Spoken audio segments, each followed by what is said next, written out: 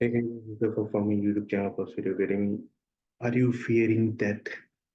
You must know that death is a phenomenon that will definitely occur, and you must embrace that. But the main important thing is, what will you be remembered for? If tomorrow you die, then what will people be remember you for? What will you create in this world, in this universe? That is important. So in today's video, we are discussing about obituaries of the dead people and what they are known for, right? So if you're new to this channel, consider subscribing for regular dose of positivity. And this is the article from the magazine that I read regularly, and the magazine is called Reader's Digest.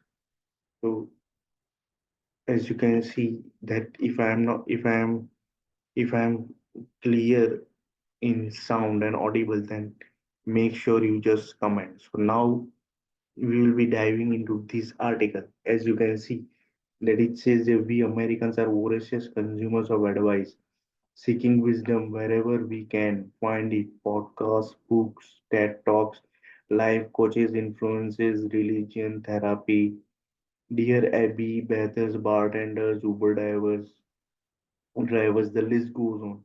I'd like to add my personal source of guidance, obituaries. So we are discussing about obituaries. It turns out that dad know a thing or two about living. I have been an avid obit reader for decades for the same reason. The artist Mara Kaiman says she reads them every morning. Maybe it is a way of trying to figure out before the day begins what is important. So what is important in life, and there is also one more important saying, as you can say that it was by Brené Brown, an author, and he just wrote the book Top Five Regrets Before Dying. So you can refer that also. But right now we are discussing about obituaries, and it is so much important, right? So as you can see that success is measured in kindness. Maureen Brand, weaver of Harrisburg, Pennsylvania, was accomplished by any standard measure as a doctor, mother, volunteer. But her obituary comes to life with the tiny details. Maureen was 6 and loved strays of all species, would outthink any opponent, was ridiculously funny and pathologically generous. That last part is the key to knowing her. So now he was known for righteously funny and pathologically generous. So what are you known for, right? When you die, who will cry when you die, right? So there is the last part is the key. Right? If you mention a thing you liked, she'll get you 11 when she found them a great prize. When a nephew wished for a plastic microscope, she found him a real one at a great price and painstakingly prepared hundreds of slides for his study. So this is one obituary. Turns out that the qualities like generosity are actually the things that endure, not the job titles or purchases. So this is actually the outcome, what really matters when you die. It's like the qualities like generosity, right? And the things that can endure, right? It matters, not the job titles or whatever things you are having, right? So this is important. Overcoming obstacle isn't just for superheroes.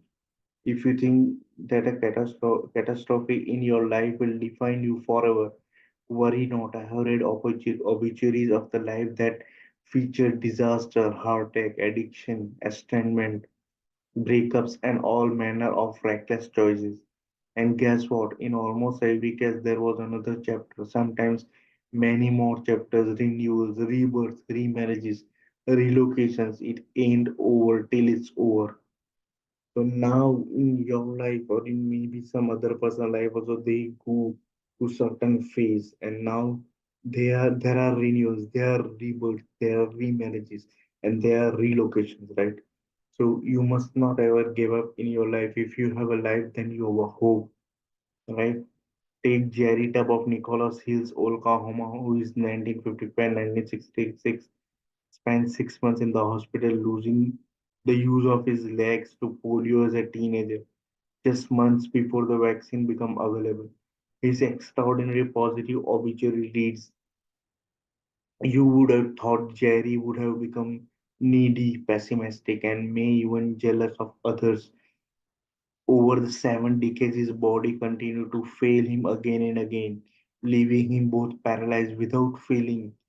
below his chest in the last year of his life, but he never did. Jerry kept getting up, right? That is the gist. That is the important. Right, day after day, he kept up. He kept getting up each and every day, right? And he keep treating each moment of the life as a gift. So now there are certain people who are just who can't do or who can't even manage anything, right? So but then also they just try to get up every morning, right? Thinking the life as a form of gift, right? This is the important thing. So what does it say? Tough story includes law school, an epic love story, and so much more. The moral of the story. You may think that you are defined by catastrophe moment, but don't ever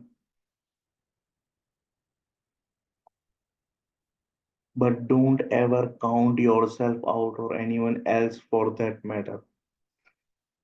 When in doubt, laugh. Rene Coran of El Paso, Texas, died at the age of 84, crushing a blow to her family. But as the obituary written by her loving son shows, this is a woman who will be remembered for living life to the fullest.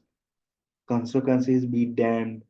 The bawdy, fertile, red-headed matriarch of a sprawling Jewish Mexican redneck American family has kicked it.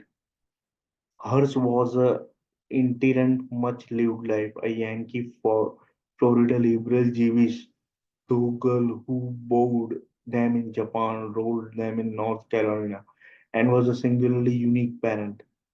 This will be much mourning in many glamorous locales. She went bankrupt in McKeesport, Pennsylvania, Rene's birthplace, and where she fell in love with ham and atheism. Fairvalley and Kill Devil Hills, North Carolina, where Rene's dream, credit rating, and marriage are all buried. There will be a very disrespectful and totally non-denominational memorial on 10th May 2022, most likely at a bowling alley in Fairvalley. The family requests absolute zero privacy and property. Bye, mommy. We loved you to the bits. Not to be outdone in Edna Dubuque of Nausea, New Hampshire, by the end of her life, she suffered from dementia. Oh my god. But in her obituary, Dubuque's family preferred to highlight the joy she found in life.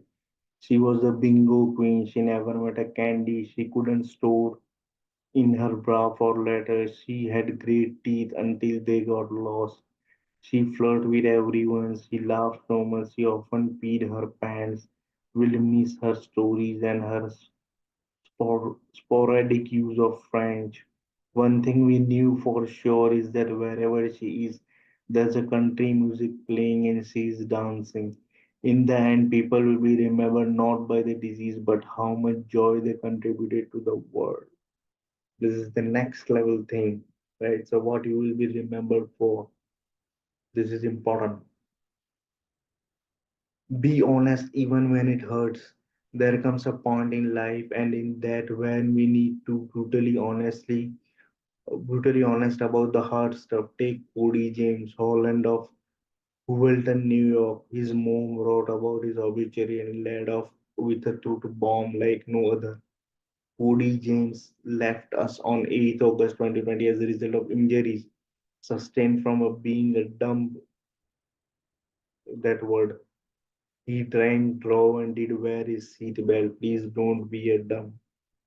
The obituary generated some controversy, but his mom says she'd do it again to save someone else. Don't misunderstand. Holland was a well-loved and relished his life. His love, his family and friends, along with the trucks, his motorcycle, his dog, his gun, hunting, fishing, stick, chew beer hats on the sideways, sour patch kids, Swedish fish and shiny twine, but a tribute to him without the hard stuff wouldn't be a real tribute. You don't need to whitewash a person's life to pay tribute to them. We all contain paradoxes and complications. Not only is there nothing wrong with that, it's what makes us beautiful. So you must accept your flaws, your wrong things, or things which are not perfect in your life, right? This is really a next level, right? Try something new. As a perfectionist, I find that this tip is the hardest and maybe the most important for me to implement. Can you imagine realizing at the end of your life that you didn't try something simply because you thought you might fail? Suffering from a fear of failure did not apply to Ida Keeling of Harlem, New York. According to her obituary, Keeling was 67 and depressed over the sudden loss of her husband and her two sons. When, at the urging of her daughter, she entered a 5K with only a day notice. She was all in and said early into the race that she felt like she was running up and out of a hole, like someone had watered a plant that had not been watered in for a long time. The spark was lit and she went to run 3 more decades. She died at the age of 106. So don't feel like breaking a sweat. Then be a Ricardo Torres of Vezata, Minnesota. His obituary says in recent years he discovered a passion for gardening. He approached it with planning but a lot of enthusiasm, especially when it comes to killing weeds. Many a neighbor witnessed Rich using a flamethrower to torch unwanted plants in his yard. The cigar is his mouth was a nice touch. Now, come on, that's the guy you want you as your neighbor. So someone is this thing, another person is this thing, but what you are remembered for is very much important, right? There are people who never gave up in their life, right? They just continue to live the life with fullness, right? However, they are having any kind of major problems in their life, but they think life as a gift and they wake up each and every morning, right, to do something amazing. So reading so many obituaries has of course inspired me to think about what might my own might say. Punctual to the fault, mediocre dancer, but expertly sarcastic. Her perfect meal was a peanut butter and bacon sandwich. Any of these things, as little as they say more about me than list of the jobs or the money I have made. That's because the little things in life, the things that seem inconsequential, but add depth and whimsy and joy to our days, that are what makes it worth being alive. So, are you enjoying the life? So, this was the article. I thought that I need to share because you might be aware that that can strike you anytime. So you must be ready about what is going on, right? So I hope you enjoy this content, right? And you learn a lot about these obituaries. It was amazing article. I really enjoyed, right, watching this, reading this article. It means it says that what actually matters in the life, right? It's not about money, it's not about job and what you did, but how you make your impact in the world. That's what is matter. So what are you doing in your life to make an impact in the world? Let me know in the comments. And who will die? Who will cry when you die? I hope you enjoy this content. If you enjoy this channel, consider subscribing for the positive. Thank you for watching.